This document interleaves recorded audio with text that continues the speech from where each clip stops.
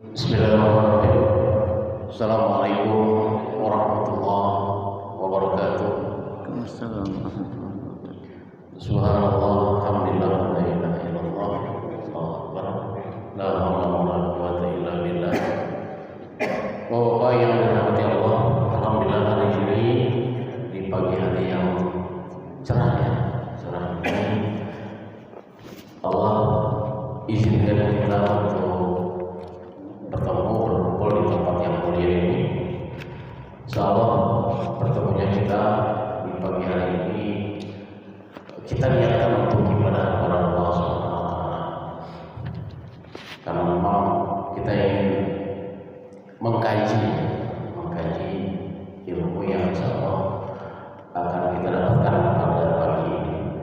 Alhamdulillah di tengah-tengah kita sudah ada Ustaz Syahid yang akan memberikan pencerahan kepada kita semua. Karena itu untuk menambah keberkahan kajian pada pagi hari ini, sama-sama kita membukanya dengan membaca basmalah. Bismillahirrahmanirrahim.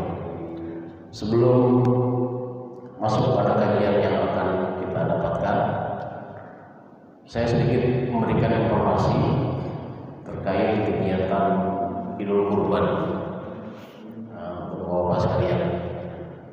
Informasinya yang pertama, kami sudah mengadakan beberapa kali rapat, kemudian juga sudah ada beberapa putusan dihasilkan di rapat tersebut, dan kami menghimbau, mengajak Bapak sekalian untuk aktif, berperan aktif dalam kegiatan Idul Kurban tersebut. Salah satunya mungkin mengajak Bapak untuk berkurban pada tahun ini. Insyaallah akan ada banyak keberkahan di dalamnya. Itu mungkin sekilas tentang kegiatan Idul Kurban. Untuk tidak membuang waktu yang ada, segera saja kita mulai kajian pada pagi hari ini, dan kepada Ustaz Syahid kami persilakan. Dari saya mungkin sementara itu, Assalamualaikum warahmatullahi wabarakatuh. Waalaikumsalam warahmatullahi wabarakatuh. Bismillahirrahmanirrahim. Assalamualaikum warahmatullahi wabarakatuh.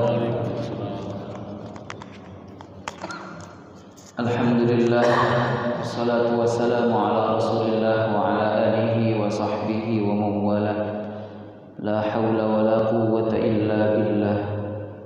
Faqultu rabbi shrah li sadri wa yassir li amri wahlul 'uqdatam min lisani yafqahu qawli. Subhanaka la ilma lana illa ma 'allamtana innaka antal alimul hakim.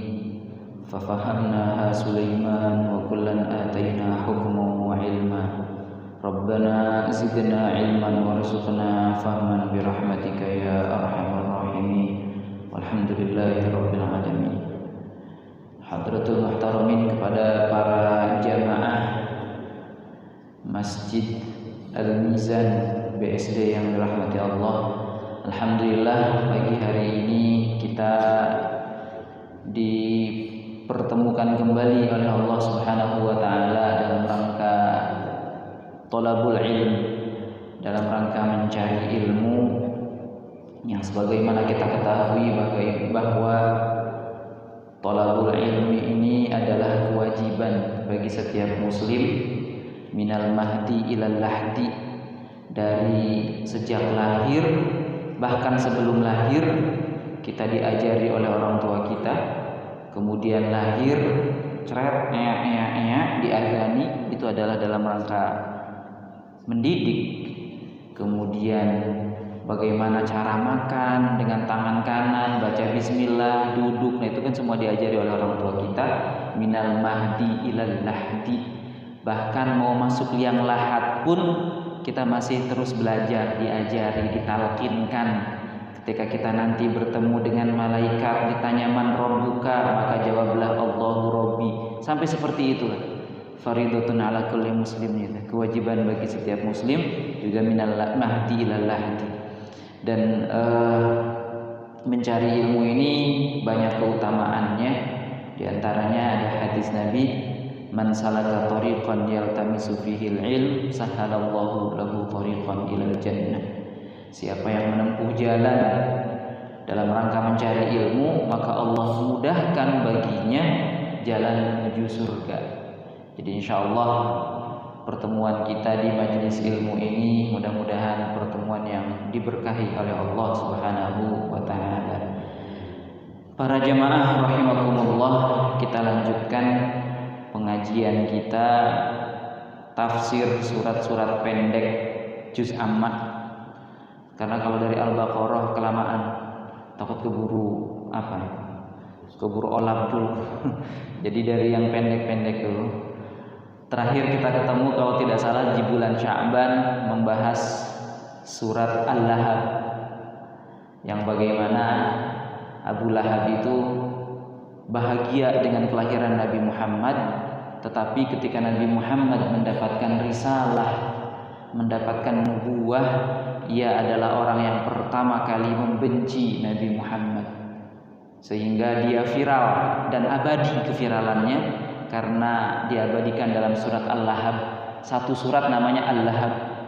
Ini untuk mengabadikan bagaimana sosok orang yang tadinya mencintai Rasulullah ketika lahir, tetapi ketika Nabi diutus oleh Allah untuk menjadi Nabi, menjadi Rasul, dia yang paling benci. Sehingga diawali dengan tabbat yada abi lahabin wa tab. Selanjutnya hari ini insyaallah kita akan membahas surat An-Nasr. Surat An-Nasr, mudah-mudahan al-faqir yang fakir ilmu bisa berbagi meskipun sekelumit, meskipun sedikit, yang mudah-mudahan sedikit itu menjadi ilmu yang bermanfaat, menjadi ilmu yang berguna dalam rangka menjalani kehidupan kita baik di dunia maupun di akhirat. Amin ya rabbal alamin. A'udzu billahi minasyaitonir rajim. Bismillahirrahmanirrahim. Idza jaa nasrullahi wal fath wa ra'aitan nasa yadkhuluna fi dinillahi afwaja fasabbih bihamdi rabbika wastaghfir innahu kana tawwaba. Qala al-muallif rahimahullah nafa'ana bihi wa bi'ulumihi fid dharain amin ya rabbal alamin. Imam Jalalain menuturkan dalam tafsirnya bahwa suratul Nasr madaniyatun. Surat An-Nasr itu adalah surat madaniyah. Surat madaniyah itu surat yang diturunkan oleh Allah Subhanahu wa taala kepada Nabi Muhammad pada saat Nabi Muhammad telah melaksanakan hijrahnya, sehingga disebutnya madaniyah. Meskipun turunnya di Mekah, tetapi kalau Rasulullah telah melaksanakan hijrah maka namanya madaniyah. Kalau jika Rasul sebelum hijrah maka namanya surat Makkiyah. Jadi surat yang turun sebelum Rasul hijrah namanya Makkiyah. Surat yang turun setelah hijrah adalah surat Madaniyah. Suratul Nasr, surat An-Nasr ini adalah madaniyah. Menurut tafsir As-Sawi, Hasyiah As-Sawi, bahwa ini adalah bil ijma'. Ini kesepakatan seluruh ulama, bahkan sahabat, bahwa An-Nasr ini adalah madaniyah. Kalau surat-surat sebelumnya, misalnya surat An-Nas, Al-Falaq, Al-Ikhlas, itu ikhtilaf. Ada yang mengatakan ini madaniyah, ada yang mengatakan ini makkiyah. Tetapi kalau An-Nasr ini sepakat bahwa An-Nasr adalah surat madaniyah, artinya diturunkan setelah Rasul hijrah ke Madinah. Surat An-Nasr ini wa ayatuha thalathun, ayatnya ada 3, dinamakan juga sebagai surat At-Tawdi', surat perpisahan Nabi Muhammad SAW dengan dunia, karena di sini menunjukkan tentang berpisahnya Nabi Muhammad terhadap dunia. Ini kan terkait dengan pertolongan Allah. Ini terkait dengan Fathu Makkah, pembebasan Makkah. Jadi ketika surat ini turun, wattafaqa sahabah ala anna hadhihi surah dallat ala na'i Rasulillah. Ketika surat ini turun, surat ini menunjukkan atas na'i Rasulillah, pengumuman kematiannya Rasulullah. Kalau kata orang Serang, memekasi. Apa memekasi itu ya? Kayak pesan-pesan terakhir gitu. Ini seperti pesan-pesan terakhir Rasulullah mau meninggalkan dunia. Sehingga ketika turun, idza jaa nasrullah, apabila atau ketika datang pertolongan Allah, idza jaa nasrullahi nabiyahu sallallahu alaihi wasallam ala a'daihi, apabila datang pertolongan Allah terhadap nabinya Nabi Muhammad sallallahu alaihi wasallam atas musuh-musuhnya, wal fathu dan fathu Mekah, apabila datang pembebasan kota Mekah, apabila datang pertolongan Allah dan pembebasan penaklukan kota Mekah. Ini para sahabat di satu sisi bergembira. Kenapa? Karena Makkah yang selama ini kota yang dicintai oleh Rasulullah, belasan tahun, berpuluh-puluh tahun Rasul hidup di Makkah. Pada usia 40 tahun Rasul diberi risalah oleh Allah, kemudian berdakwah di dalamnya selama 13 tahun. Berarti Rasul hidup ditinggal di Mekah 53 tahun. Hidup 53 tahun, kemudian Rasul hijrah ke Madinah. Ini adalah kota yang dicintai oleh Rasul. Pada saat Rasul hijrah di Madinah, hijrahnya Madinah itu bukan orang seperti orang pawai, enggak. Rasul itu dikejar-kejar. Rasul itu dibawa bayang-bayang ancaman. Tetapi karena Rasul adalah orang yang cerdas, dia menggunakan strategi perang yang jitu. Beliau itu bersembunyi di sarang musuh. Harusnya bersembunyi itu keluar, tapi ternyata Rasul bersembunyi di sarang musuh. Masih berada di Makkah. Rasul bersembunyi di Gua Thur. Dikira orang-orang Makkah ini sudah keluar Makkah, ternyata masih ada di dalam Makkah. Lalu ketika aman baru Rasul keluar dengan menempuh jalanan yang tidak biasa dilalui oleh orang-orang. Menyewa orang Arab pedalaman untuk menunjukkan jalan hingga ke Madinah. Jadi setelah sekian lama Rasul terusir, lalu pada saat Fathu Makkah, penaklukan kota Makkah, inilah yang ditunggu-tunggu. Kenapa? Karena permusuhan yang paling paling mengganggu dakwah Rasul itu adalah penduduk Makkah. Nah, ketika Makkah ditaklukkan, maka di satu sisi para sahabat bergembira, alhamdulillah, kemenangan sudah di tangan. Tapi di sisi lain, sahabat-sahabat senior, sahabat-sahabat yang paham bersedih. Kenapa bersedih? Karena ini adalah waktu untuk berpisah dengan Rasulullah SAW. Manusia yang sangat dicintai, manusia yang sangat diagung-agungkan, manusia yang sangat dibela, kini akan meninggalkan kita semua.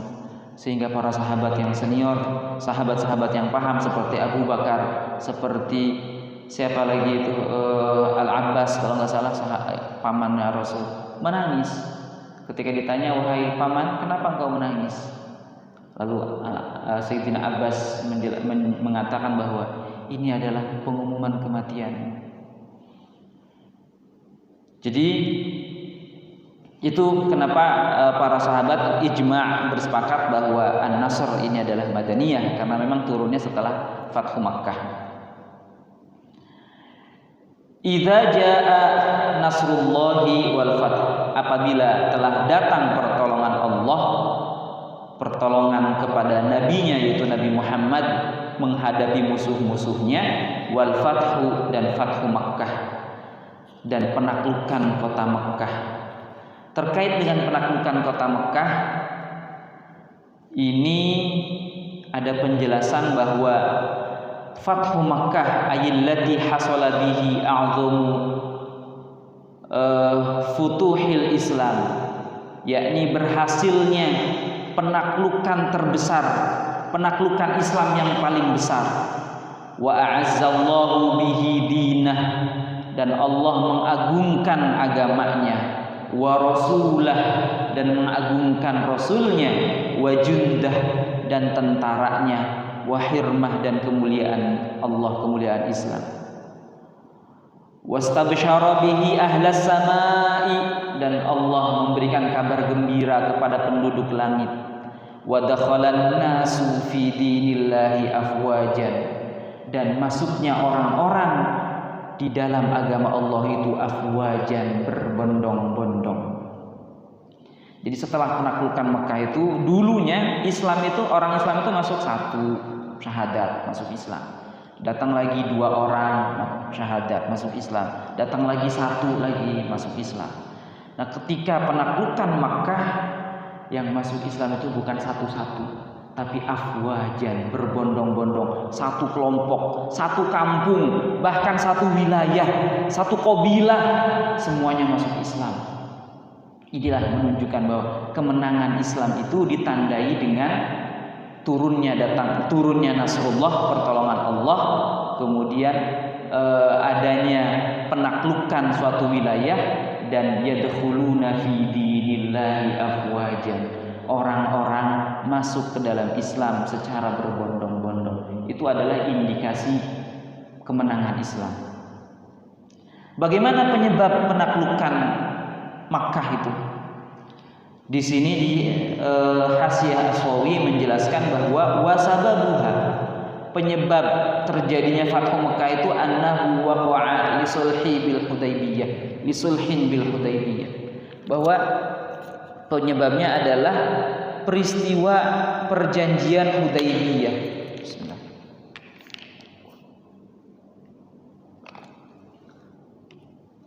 Sebagaimana kita ketahui dalam sirah bahwa pada tahun 7 Hijriah Rasul itu mengadakan umroh.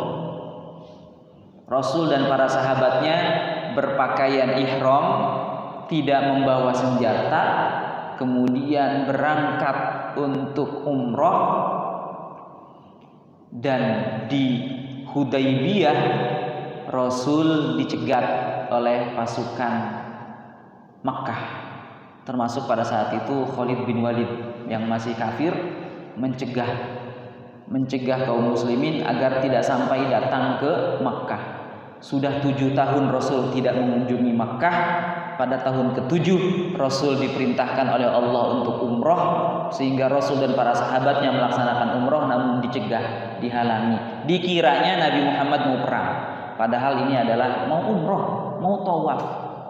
Akhirnya kemudian karena dihalangi, maka di situ ada perdamaian yang disebut dengan perjanjian Hudaybiyah. Perjanjian Hudaybiyah itu sekilas memang merugikan kaum muslimin dan menguntungkan orang Mekah, sehingga pada saat itu Sayyidina Umar juga sempat marah, sempat goyah, sempat emosi. Ini benar nggak sih Nabi Muhammad itu Rasul sampai segitunya, sampai saking keselnya, kok bisa Nabi Muhammad mengalah gitu. Apa isi perjanjian Hudaybiyah itu? Di antaranya yang pertama, Rasul harus pulang. Tidak boleh, kaum muslimin tidak boleh masuk Mekah dan boleh kembali ke Mekah tahun depan. Itu pun hanya dibatasi 3 hari saja. Jadi silakan umrohnya tahun depan, 3 hari saja dibatasi. Kemudian yang kedua adalah melaksanakan gencatan senjata. Gencatan senjata itu berarti tidak boleh angkat senjata, ya, bukan gencatan senjata. Gencatan senjata, tidak boleh mengangkat senjata selama 10 tahun. Oke. Jadi yang pertama, Rasul harus pulang, tidak boleh masuk Mekah, harus masuk Mekahnya tahun depan. Ini pertama tuh rugi.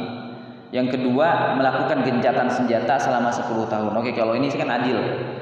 Yang ketiga, siapapun suku yang ikut bergabung itu dipersilahkan. Kalau gabung dengan Makkah maka terikat dengan Hudaybiyah tadi. ikutan Hudaybiyah juga. Kalau suku lain masuk ke rombongan kaum muslimin juga itu silahkan. Maka terikat dengan perjanjian Hudaybiyah ini. Yang berikutnya, jika ada orang yang minta perlindungan datang ke Madinah, orang Mekah datang ke Madinah, maka itu harus dikembalikan ke Mekah. Tidak boleh diterima ke Madinah. Sementara jika ada orang Madinah yang minta perlindungan ke Mekah, maka harus diterima. Tidak boleh dikembalikan ke Madinah. Ini poin ini yang membuat para sahabat waktu itu geram, mempertanyakan kok bisa. Sehingga pada saat itu ada sahabat, ada Abu Jandal kalau nggak salah, bukan Abu Jandal, Abu Jandal bin Suhail. Pada saat itu dia datang tergopoh-gopoh dalam keadaan terbelenggu, di kakinya diikat rantai, datang, ya Rasul, tolong, aku dibelenggu hanya gara-gara masuk Islam, aku disiksa di rumahku.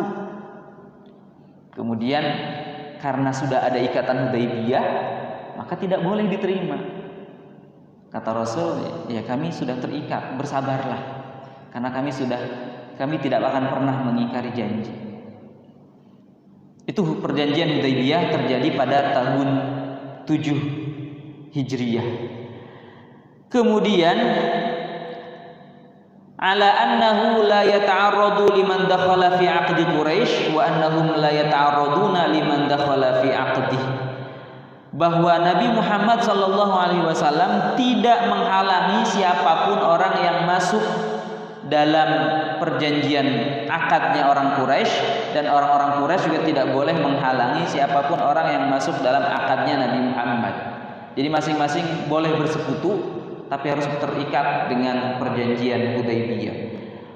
Wa kana mimman dakhala fi 'aqdihi Khuza'ah wa fi 'aqdihim Banu Bakrin. Dan di antara orang-orang yang masuk dalam akad perjanjian Makkah itu adalah perjanjian Nabi Muhammad, perjanjian orang Islam itu Bani Khuza'ah. Suku Khuza'ah itu gabung dengan kelompok kaum muslimin.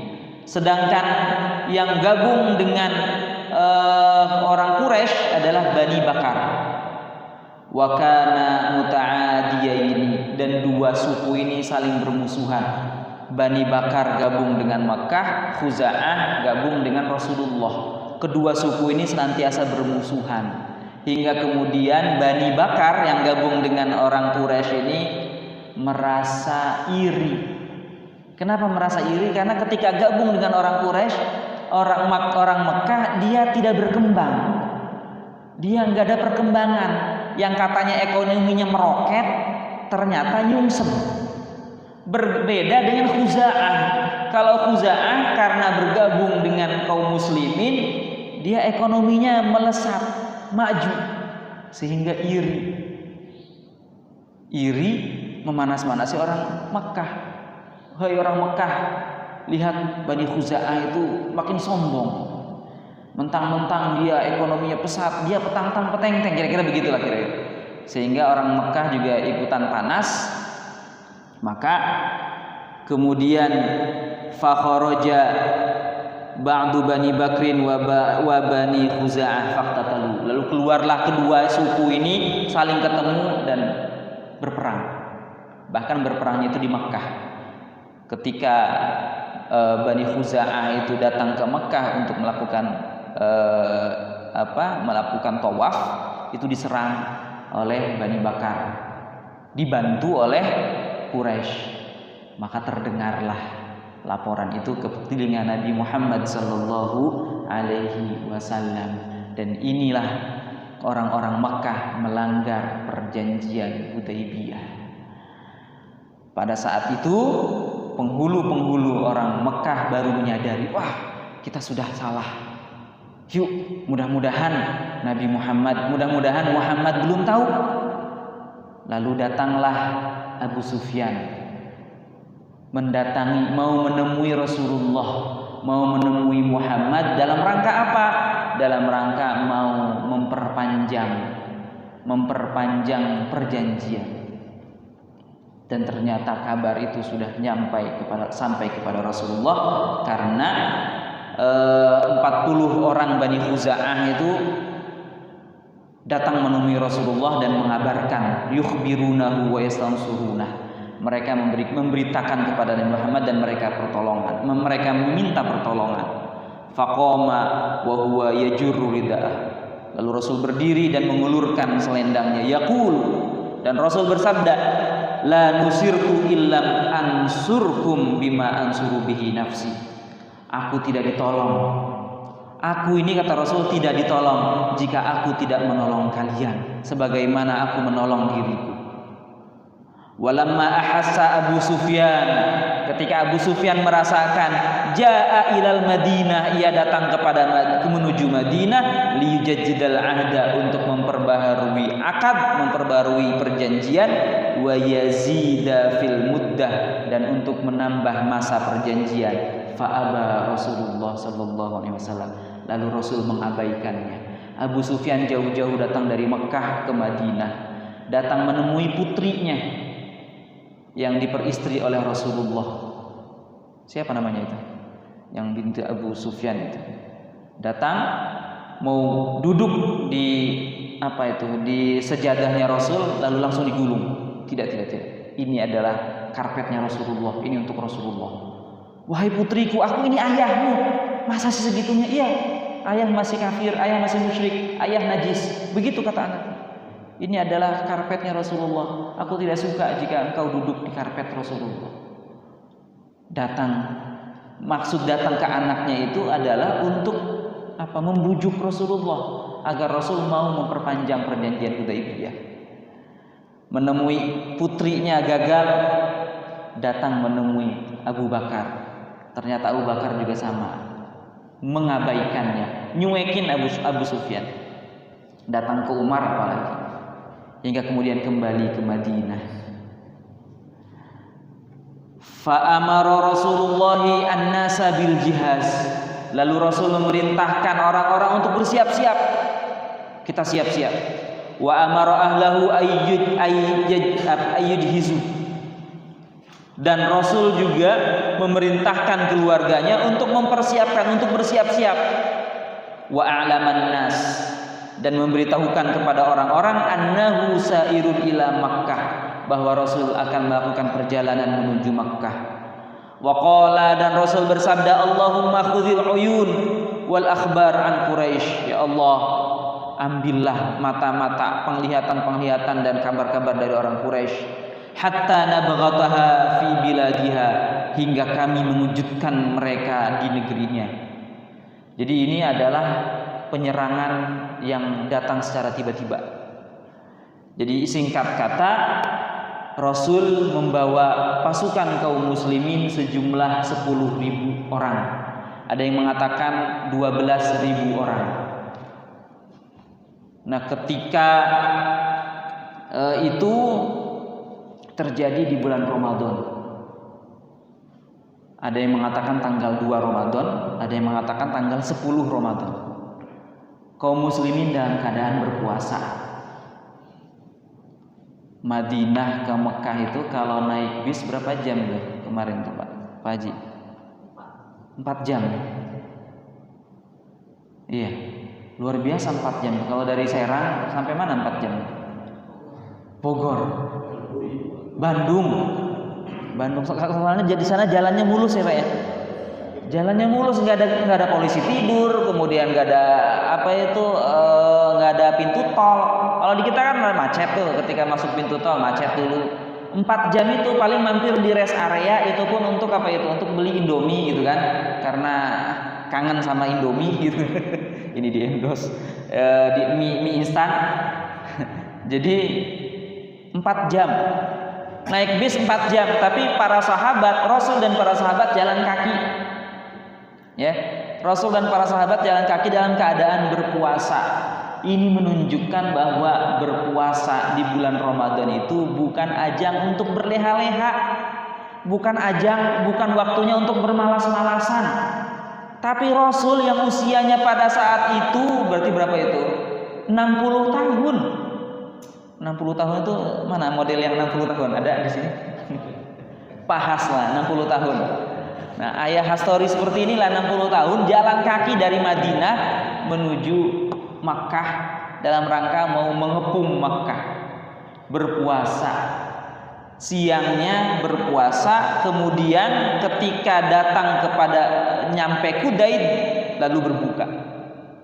Jadi dari Madinah ke Qudaid itu berpuasa, sampai Qudaid itu maghrib. Nah, pada saat malam Rasul menyuruh kepada 10.000 atau 10.000 kaum muslimin itu untuk menyalakan api. Jadi untuk menyalakan obor sehingga semuanya itu terlihat terang. 10.000 atau 12.000 masing-masing bawa obor, semuanya obornya nyala. Kebayang. Pada saat itu belum ada PLN, Pak. Belum ada listrik, belum ada lampu petromak juga kayaknya belum deh. Belum ada lampu, tapi semuanya obor.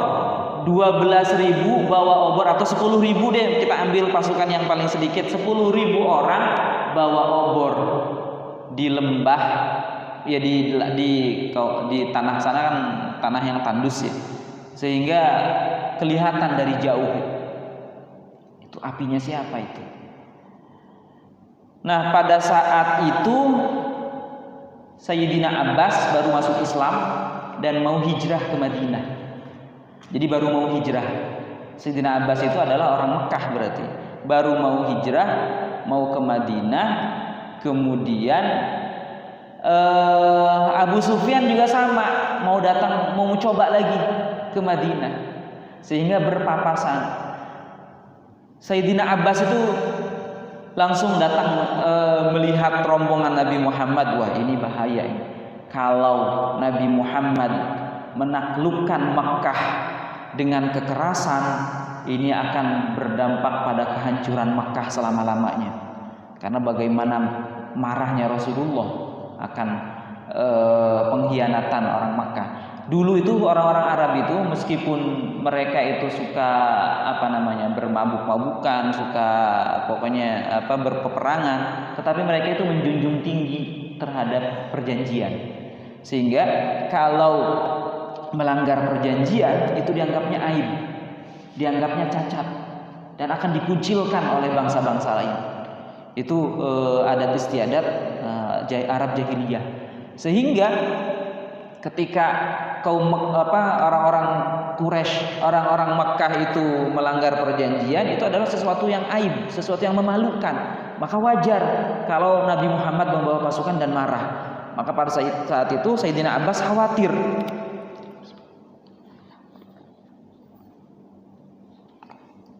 Khawatir kalau Makkah itu dihancurkan, ini akan hancur selamanya. Nah, kayak akan lalu ia berinisiatif datang menemui Rasulullah. Wahai Rasul, saya akan mengajak pemuka Quraisy untuk menyerahkan Makkah. Untuk menyerahkan Makkah agar apa? Agar tidak terjadi pertumpahan darah. Lalu Rasul menyetujui, ya silakan. Lalu apa tandanya bahwa aku ini adalah utusanmu? Lalu Abbas diberi bagol ya, bagol apa bigal itu, keledai kecil itu. Keledainya Rasulullah dibawa oleh Abbas. Lalu Abbas menemui Abu Sufyan. Abu Sufyan terkaget-kaget melihat ratusan ribu obor yang menyala. Itu obornya siapa itu? Obornya Bani Anu. Kayaknya Bani Anu nggak sampai segitu deh, nggak sebanyak itu. Mungkin dari suku ini, kayaknya suku itu juga nggak sebanyak itu. Lalu datanglah Abbas menemui Sufyan, menemui Abu Sufyan. Wahai Abu Sufyan, oh ya Abbas, itu siapa itu? Itu adalah pasukannya Nabi Muhammad SAW, pasukannya Rasulullah. Ketika ngomong Rasulullah, Abu Sufyan menanyakan, apakah kamu sudah masuk Islam? Iya. Jadi kalau ibaratnya Abbas ini kalau orang Serang seren.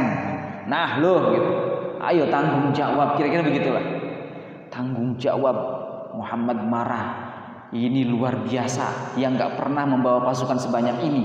Kalau kamu tidak menyerahkan Makkah, maka dia akan marah besar. bisa jadi Makkah akan hancur lebur, begitu kira-kira. Sehingga Abu Sufyan nanya, terus kalau begitu apa yang harus aku lakukan? Ayo ikut naik bagol ini, naik keledai ini. Jadi diboncengkan itu Abu Sufyan itu oleh Abbas untuk datang menemui Rasul. Ketika ketemu rombongan Rasul, para kaum muslimin menyatakan, oh pamannya Rasul membawa bagolnya Rasul, sehingga aman. Kenapa? Karena yang dibawa adalah kendaraan tunggangannya Rasulullah. Lalu ketemulah dengan Sayyidina Umar bin Khattab. Lalu mau Umar bin Khattab berkata, ya Abu Sufyan aduwallah, wahai Abu Sufyan musuh Allah, alhamdulillah Allah telah menyelamatkanmu tanpa janji dan tanpa perdamaian. Kemudian Umar bin Khattab juga datang menemui Rasul, dan Abbas dan Abu Sufyan juga datang menyusul. Bagaimana caranya? Dia datang lebih duluan sebelum Umar. Lalu datanglah dua-duanya ketemu, tiga-tiganya ketemu Rasul. Kata Sayyidina Umar, wahai Rasul, ini ada Abu Sufyan musuh Allah, izinkan aku untuk memenggal lehernya. Kira-kira begitu. Karena saking marahnya kepada Abu Sufyan, karena orang-orang Quraisy melanggar perjanjian. Lalu kemudian Sayyidina Abbas menyatakan bahwa dia adalah jaminanku, aku telah menjamin keselamatannya, sehingga tidak harus dijaga keamanan. Lalu Rasul mengatakan, wahai Abbas, pergilah, nanti besok hari engkau datang ke sini. Singkat cerita, paginya datang menemui Rasul. Lalu Rasul langsung to the point kepada Abu Sufyan, wahai Abu Sufyan, apakah kamu belum datang? Apakah belum datang informasi kepadamu bahwa tidak ada Tuhan selain Allah dan Nabi Muhammad adalah utusan Allah? Langsung to the point, ditodong untuk masuk Islam. Abu Sufyan pada saat itu ragu-ragu. Kalau tidak ada Tuhan selain Allah sih mungkin iya, tapi kalau Muhammad utusan Allah nanti dulu nih. Kemudian Abbas, pamannya Rasul, langsung marah. Hei, gimana? Ayo masuk Islam. Waihaka ya Abu Sufyan, celaka kamu wahai Abu Sufyan. Gimananya gitu, kira-kira begitulah. Jadi intinya Abu Sufyan karena saking ketakutan juga, dia akhirnya masuk Islam. Kemudian Sayyidina Abbas menyatakan kepada Rasul, wahai Rasul, Abu Sufyan ini dia suka bangga dengan kebanggaan. Lalu berilah ia kebanggaan. Lalu Rasul mengatakan, siapa yang masuk rumahnya Abu Sufyan maka dia aman. Siapa yang masuk di Masjidil Haram maka dia aman. Siapa yang masuk di dalam rumah-rumah mereka maka ia aman. Nah, karena namanya disebut oleh Rasulullah, itu adalah kebanggaan bagi Abu Sufyan, maka ia tenang. Kemudian Rasul menyuruh Abbas untuk menahan Abu Sufyan. Wahai paman, bawa Abu Sufyan dan tahan di tebing bukit untuk memperlihatkan bagaimana kaum muslimin lewat memasuki kota Makkah. Sehingga pada keesokan harinya Sayyidina Abbas dengan Abu Sufyan yang sudah masuk Islam pada saat itu berdiri memperhatikan bagaimana kaum muslimin datang satu kabilah. Wah, siapa itu? Itu kabilah mana? Itu kabilah, kata Abbas, itu adalah kabilah suku Anu. Masya Allah, kira-kira begitu. Padahal kan itu dulunya musuhnya kaum muslimin. Iya, sekarang sudah pada masuk Islam. Datang lagi suku lain. Itu suku apa? Suku Sulaim. Wah, Masya Allah. Padahal kan itu musuhnya Islam pada saat itu. Iya, sekarang sudah masuk Islam. Jadi melihat kaum muslimin berbondong-bondong seperti itu, Abu Sufyan langsung di antara satu sisi dia terkagum-kagum melihat bagaimana berbondong-bondongnya masuk Islam mendatangi Makkah. Di sisi lain ya ini ya menyiutkan nyalinya gitu. Kemudian dan dia harus bangga bahwa dia sudah masuk Islam. Dan terakhir pasukannya Nabi Muhammad dengan membawa batalion berwarna hijau Ini pasukan yang elitnya. Lalu itu siapa? Itu adalah pasukannya Rasulullah. Wah, luar biasa. Kekuasaan ponakanmu itu luar biasa. Kata Abbas, waihaka, celaka kamu Abu Sufyan. Itu bukan kekuasaan, itu nubuwah, itu kenabian. Oh iya, kira-kira begitulah. Ya, hingga kemudian kaum muslimin masuk berbondong-bondong ke Mekah. Lalu untuk mengamankan kondisi Mekah, Abu Sufyan berteriak menyampaikan kepada penduduk Mekah, wahai penduduk Mekah, siapa yang masuk rumah Abu Sufyan maka ia aman. Orang-orang Mekah protes, rumahmu kan sempit, mana cukup untuk menampung kita-kita. Kira-kira begitulah.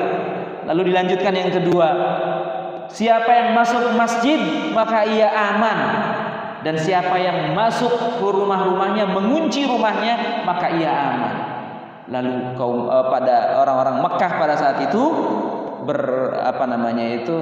berpencaran, sebagian masuk masjid dan sebagian lagi masuk rumah-rumah mereka. Intinya pada saat Fathu Mekah tidak terjadi pertumpahan darah. Memang ada pertumpahan darah, yaitu kelompoknya Khalid bin Walid yang menemui suku Bani Bakar. Kata Rasul, jangan memerangi siapapun kecuali jika mereka memerangi kalian. Nah, Bani Bakar ini memerangi pasukannya Khalid bin Walid yang sudah masuk Islam pada saat itu, hingga terjadi peperangan, dan itu yang terbunuh hanya 12 orang dari kalangan orang kafir, dan dari kalangan kaum muslimin 3 orang yang wafat pada saat Fathu Makkah.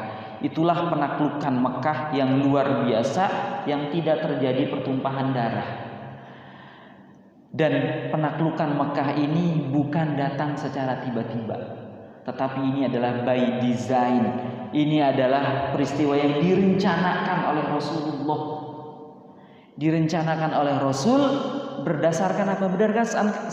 Berdasarkan strategi. Ada strategi yang dijalankan oleh Rasul. Hudaybiyah itu dalam rangka apa? Hudaybiyah itu dalam rangka mengunci orang-orang Makkah agar tidak berkutik. Sehingga pada saat perjanjian Hudaybiyah berlangsung, Rasulullah melakukan dakwahnya itu ke ekspansi keluar negeri, mengirim surat ke berbagai negara. Ya, sebelum perjanjian Hudaybiyah, Rasul dia mengikat orang-orang yang di dalam Madinah dan sekitar Madinah. Orang-orang Yahudi Madinah dan sekitar Madinah itu diikat dengan perjanjian-perjanjian, sehingga mereka tidak usil. Lalu kemudian mengikat Hudaybiyah dalam rangka apa? Dalam rangka mengikat orang-orang Mekah agar tidak mengganggu dakwah Rasul. Nah, pada saat orang Mekah itu diikat dengan perjanjian Hudaybiyah, Rasul ekspansi, Rasul mendakwahkan Islam, menyebarkan Islam ke berbagai penjuru, ke Heraklius, ke Najasyi, ke Romawi, ke Persia, semua kerajaan-kerajaan dikirimi surat untuk masuk Islam. Dan suratnya Rasul itu luar biasa, surat yang menantang. Min Muhammad Rasulullah, min Muhammad bin Abdullah Rasulullah. Biasanya kalau surat itu kepada yang terhormat dulu, ditujukan kepada tujuan surat, ya, alamat surat dulu, baru kemudian terakhir pengirim surat.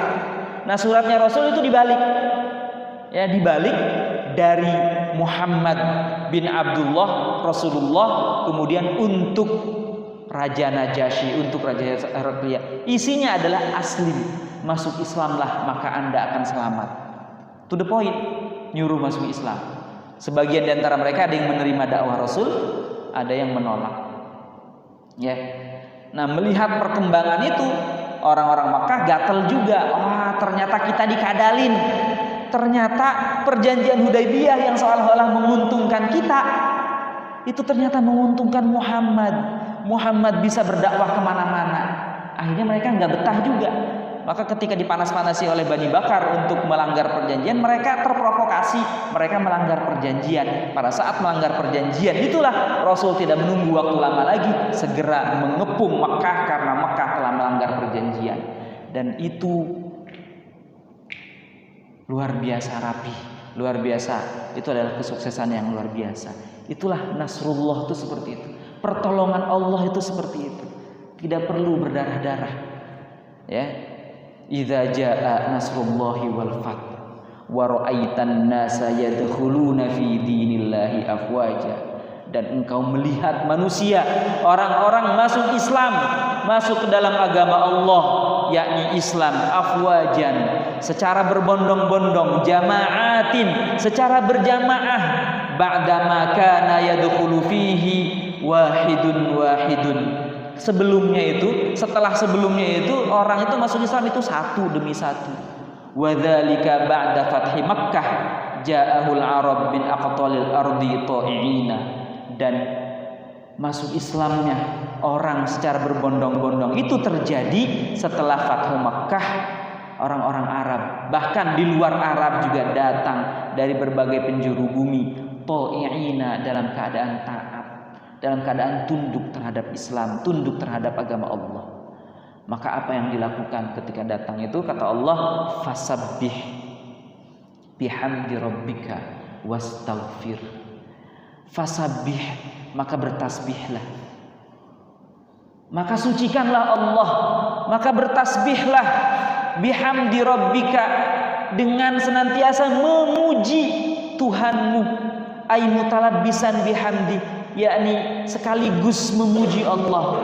Fasabbih bihamdi rabbika wastaghfirhu, dan mintalah ampun kepada Allah. Innahu kana tawwaba, sesungguhnya Allah kana tawwaba, adalah maha penerima taubat. Wa kana sallallahu alaihi wasallam ba'da nuzuli hadhihi surah, dan Rasulullah sallallahu alaihi wasallam setelah turunnya surat ini, yakthuru min qaul, beliau memperbanyak ucapan subhanallah wa bihamdi astaghfirullah wa atubu ilaih.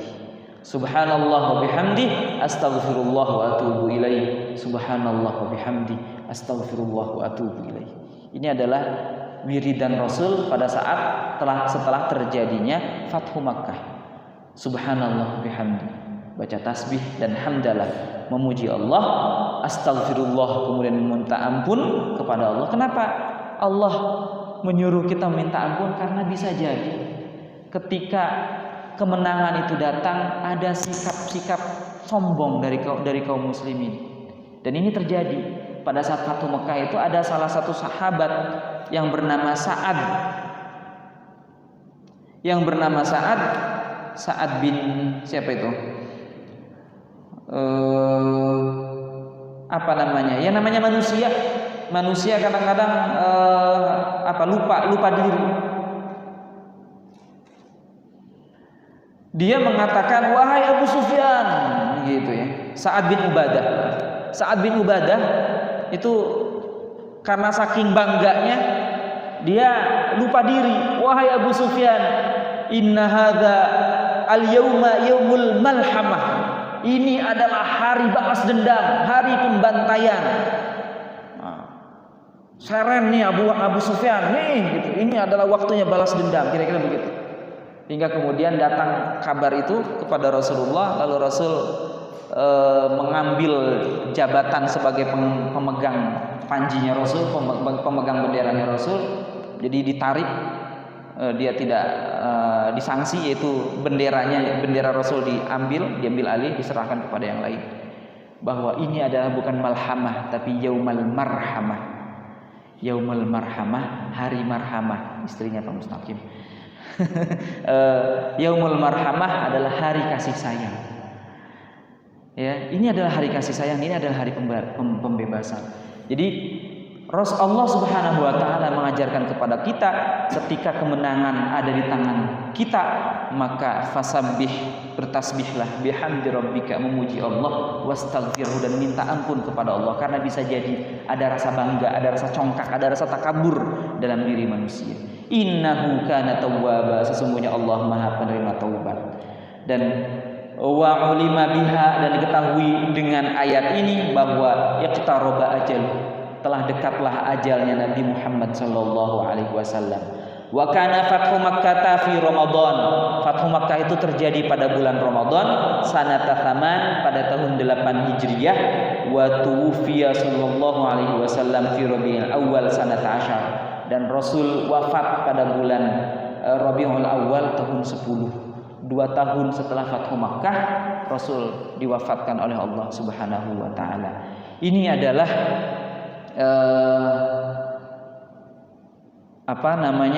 tafsir para ulama terkait dengan turunnya surat An-Nasr, bahwa surat An-Nasr ini turun berkaitan dengan peristiwa Fathu Makkah. Dan Fathu Makkah ini terjadi bukan sekonyong-konyong, terjadi bukan dengan tiba-tiba, tapi ini adalah peristiwa yang direncanakan oleh Rasulullah Sallallahu Alaihi Wasallam sejak beliau diutus oleh Allah sebagai Rasul hingga kemudian hijrah, lalu kemudian Rasul menggunakan strategi berbagai macam strategi hingga Islam, hingga Nasrullah, pertolongan Allah itu turun dan kemenangan itu diraih oleh kaum muslimin. Barangkali itu yang bisa Al-Faqir sampaikan, mudah-mudahan ada manfaat yang bisa didapat. Baik, para jamaah rahimakumullah, mudah-mudahan apa yang disampaikan Al-Faqir ada manfaat yang bisa didapat. Mohon maaf jika ada hal-hal yang kurang berkenan. Hadanallahu iyyakum ajma'in wa nafa'u minkum. Wassalamualaikum warahmatullahi wabarakatuh.